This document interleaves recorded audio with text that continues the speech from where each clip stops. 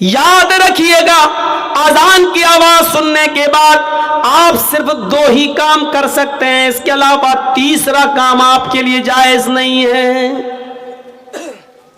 नमाज छोड़ना एक अलग चीज होती है, सुन लीजिए, और नमाज से एराज करना एक अलग चीज होती है। वमन आरज़ान जिक्री, जिसने मेरे जिक्र से एराज किया, मर्द भी सुने औरतें भी सुने, और बहुत आसान उर्दू और हिंदी में, जो मेरे जिक्र से एराज करेगा, जो मेरे जिक्र से एराज किसको कहते हैं, चलिए पहले पता, जो मेरे जिक्र से नहीं नमाज से मुंह फेरेगा, मुंह मोड़ेगा, फ़इन्ना लहू मईशतन ज़न्का, हम उसके लिए रोजी तंग कर देंगे।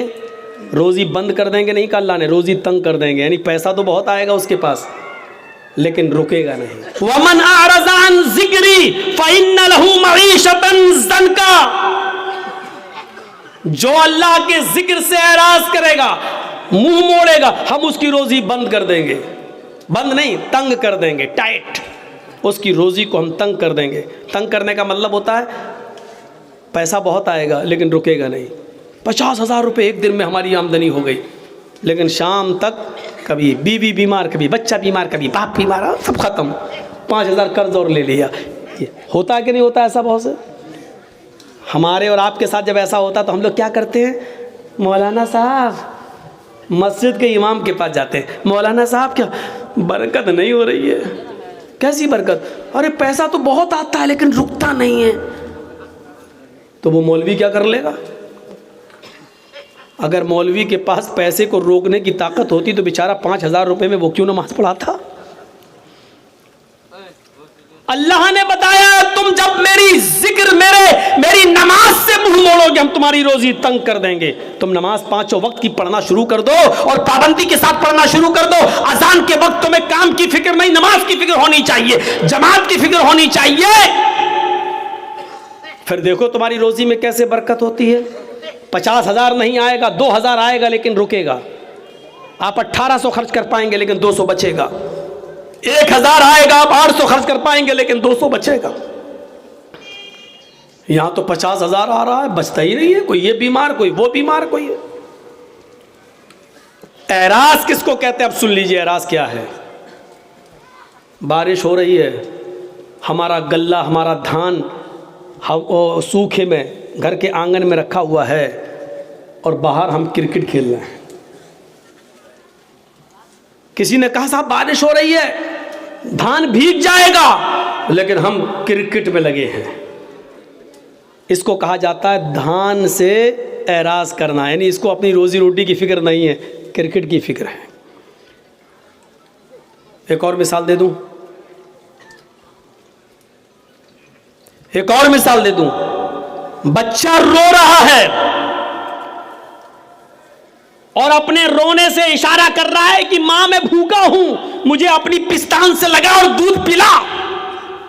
बच्चा रो रहा है लेकिन मां को अपने बच्चे की फिक्र नहीं है, बल्कि टीवी में लगी हुई है और देख रही है सास भी कभी बहू थी। तो इसको कहा जाता है कि इसने बच्चे से एराज किया। बच्चे को फेंक नहीं रही है, बच्चे से प्यार है उसको, लेकिन उस वक्त इतना दिमाग उसका बच्चे में नहीं लगा जितना सीरियल में लगा है। अरे अगर सीरियल निकल, बच्चे को तो बाद में भी दूध पिला देंगे, लेकिन सीरियल निकल गया तो फिर कहाँ बार बार आता है। यही हाल है नमाज का।